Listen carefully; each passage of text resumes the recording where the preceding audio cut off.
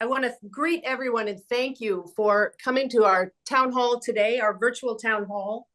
We have a number of people here in the Zoom call, and then we are streaming through YouTube live stream. The current federal funding freeze is disrupting critical programs that farmers and ranchers and their communities rely on. These unlawful threats to our Social Security Administration and our Department of Education both directly threaten my family's stability and well-being. And I'm here today to implore Senator Moran to stand up for families like ours. What are you doing, Senator Moran, to stop the overreach and firing of federal workers who work for all Americans? Please tell me, if you are not too frightened of this president, why you and so many other Congress people will not stand up against the illegal actions of this president and his minions. You are our representative, Senator Moran, yet you stand by allowing this outsider and his minions to hack into our data. You are allowing this in full view of every voter in Kansas and the rest of the country and the world. But I am very concerned about the current state of our government and the apparent willingness of Congress to just hand over absolute control to both Trump and Musk. United States citizens and our representatives should all be concerned about the war on science. It's just not of value to this administration. Today, I'm inquiring whether you, Senator Moran, possess the fortitude and courage necessary to express displeasure in Congress towards Trump and Musk actions. All of us would like to know your ideas about how you will push back actively against that juggernaut. Is he the leader you want to align with, or are you willing to speak up and speak out to benefit the constituents in your home of Kansas? Senator Moran, you and the Republicans in Congress have assisted President Trump in creating a constitutional crisis because you have not used legislative checks on a lawless president. What are your views on Trump's mass deportation agenda?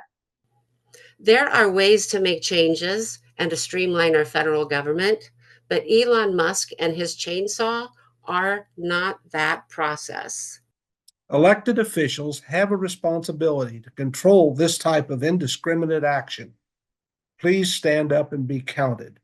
Defending the citizenry from a rogue president is surely not what our congressional leaders signed up for. But if it comes to that, I pray that you will fight hard for us and the preservation of our democracy. Caring for others and caring for our own basic Christian values seem to be going by the wayside. We support you to stand for justice, for the well-being of our Kansas children, our veterans, and our future. When will you be upholding your oath of office?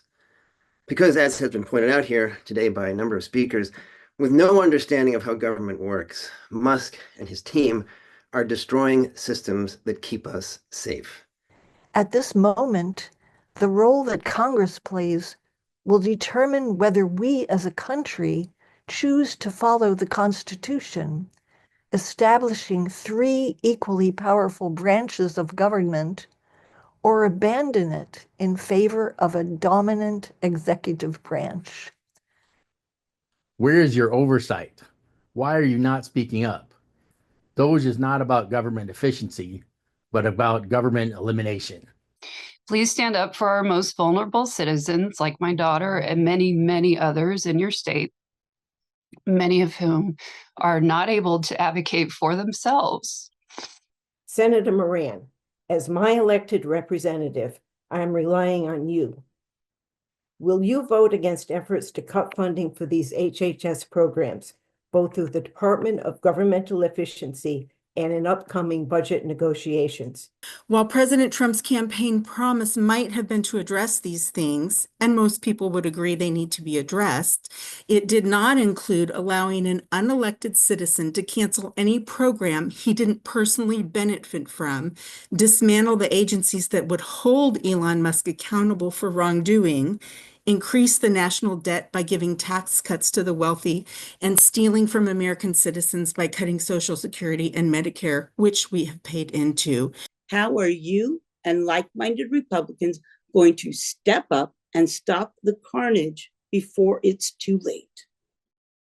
This president and his administration think they're above the law. I think we all see it. What I'm really asking is that you remember and abide by the oath you took when you were sworn in as a senator, which was, I do solemnly swear that I will support and defend the Constitution of the United States against all enemies, foreign and domestic. Today, I'm asking you to give your oath of office meaning. Speak up, please, for what you know is just and right. A president must abide by the Constitution. This power grab is terrifying and will affect all Americans, including Republicans. Why have you not stood up to this administration and his leadership? The people of Kansas expect you to represent us and just say no to him.